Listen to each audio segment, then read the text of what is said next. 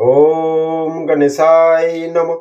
নমস্কার বন্ধুরা, আজকের আলোচনা কন্যা রাশিকে নিয়ে। কন্যা রাশির নভেম্বর 2025 কেমন যাবে চলুন জেনে নেওয়া যাক।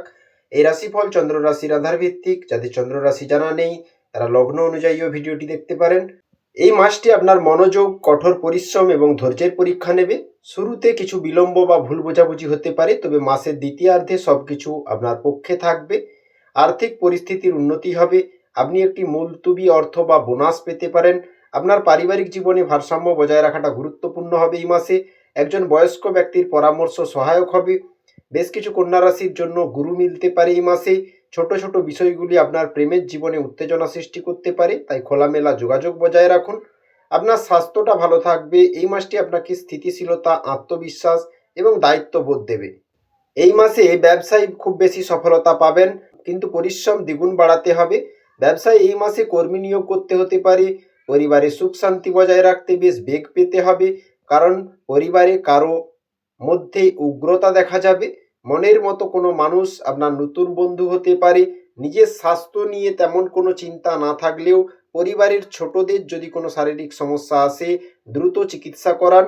প্রতিযোগিতামূলক পরীক্ষার্থীদের জন্য এই মাসটা খুবই শুভ। উচ্চশিক্ষার্থীদের ক্ষেত্রেও এই মাসটি খুবই শুভ। ভাই বোনেদের কাছ থেকে মানসিক এবং আর্থিক দুটো দিকেই সাহায্য পাবেন। অর্থভাগ্য 85% অনুকূল থাকছে। অর্থের দিক থেকে এই মাসটি খুবই ভালো থাকবে। পারিবারিক দিক থেকে পরিবারের সঙ্গে মনোমালিন্য হতে পারে, তাই পারিবারিক স্থিতিতে আপনাকে ধ্যান দিতে হবে। সম্পর্কের দিক থেকে যে কোনো সম্পর্কে মধুর ভাব আসতে পারে এবং সকলের মন জয় করতে পারবেন।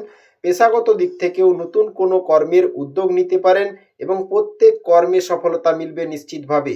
আপনি যেই পেশাতেই থাকুন না কেন, 90% পেশাগত ক্ষেত্রে অনুকূল থাকছে।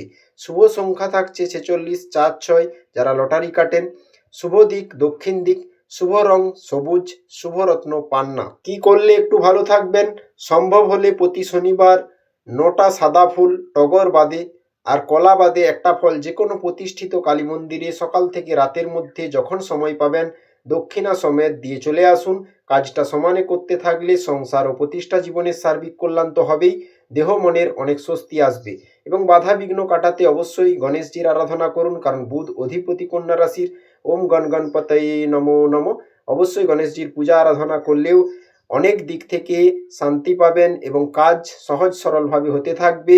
তার সাথে সাথে মানসিক প্রশান্তির জন্য হরে কৃষ্ণ মহামন্ত্র নাম অবশ্যই করবেন। তুলসী তলায় জলদান করবেন, গাছ লাগান, তা আপনাদের জন্য খুবই উপকারী। চ্যানেলে নতুন হলে সাবস্ক্রাইব করবেন, লাইক করবেন।